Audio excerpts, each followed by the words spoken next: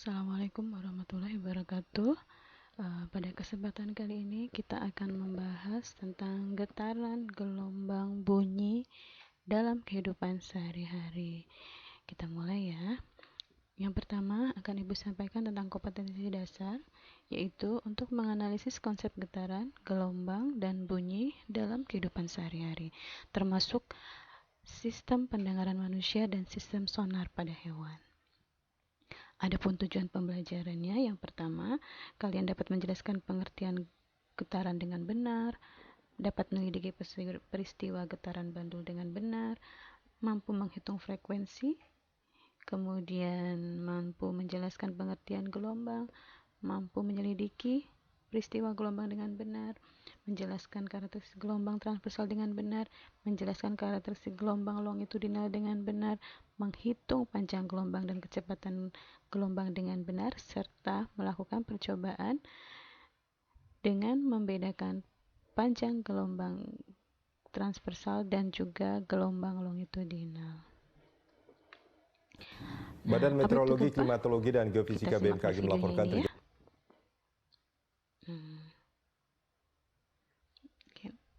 Kita simak lagi videonya.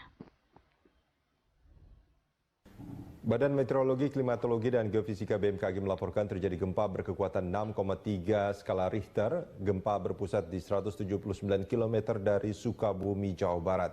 BMKG menyebut pusat gempa berada di kedalaman 10 km.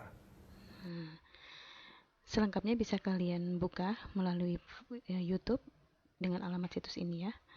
Nah, apa sih gempa bumi termasuk? Apakah gempa bumi termasuk salah satu peristiwa alam yang berkaitan dengan getaran? Nah, dalam bab ini akan ada dua materi yang kita bahas, yaitu tentang getaran dan gelombang. Pertama, kita akan bahas tentang getaran. Kita lihat gambar di sini. Jika suatu benda dalam gerak periodik bergerak bolak-balik melalui suatu lintasan yang sama, maka benda itu disebut melakukan getaran. Benda dikatakan melakukan satu getaran jika bergerak bolak-balik satu kali penuh. Nah, di sini kita lihat satu getaran itu gerak dari, kita anggap jadi mulai dari misalkan dari O ke A, kemudian ke O, kembali lagi ke B, ataupun dari A ke O, ke B, ke O, kemudian kembali lagi ke A. Gerakan ayunan dari penggaris yang digetarkan itu adalah salah satu contoh peristiwa getaran. Jadi, getaran adalah gerakan bolak-balik melalui titik kesetimbangan. Itu pengertian dari gelombang. Nah, dalam getaran akan tiga pokok bahasan yang harus kita pahami, yaitu amplitudo, periode, dan frekuensi. Yang pertama mengenai amplitudo. Amplitudo adalah jarak terjauh simpangan dari titik kesetimbangan. Sedangkan satu gerakan penuh itu disingkat dengan amplitudo, dengan getaran dari A, O, B, O, dan A, sehingga dapat dikatakan bahwa ujung mistar tadi ini melakukan satu getaran sempurna. Jadi kesimpulannya, amplitudo itu adalah simpangan terbesar dari titik setimbang, misalkan dari A ke O ataupun dari O ke B.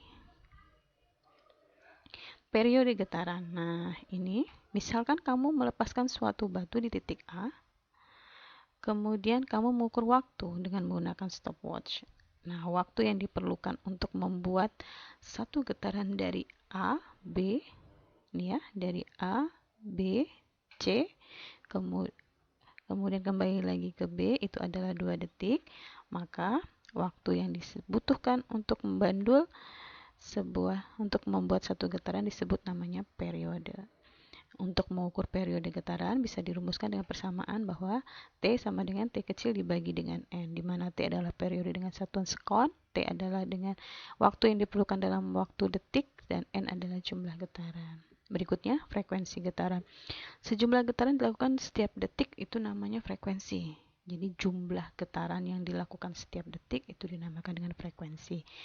Jadi frekuensi bisa diartikan sebagai banyaknya getaran yang dilakukan setiap satuan waktu.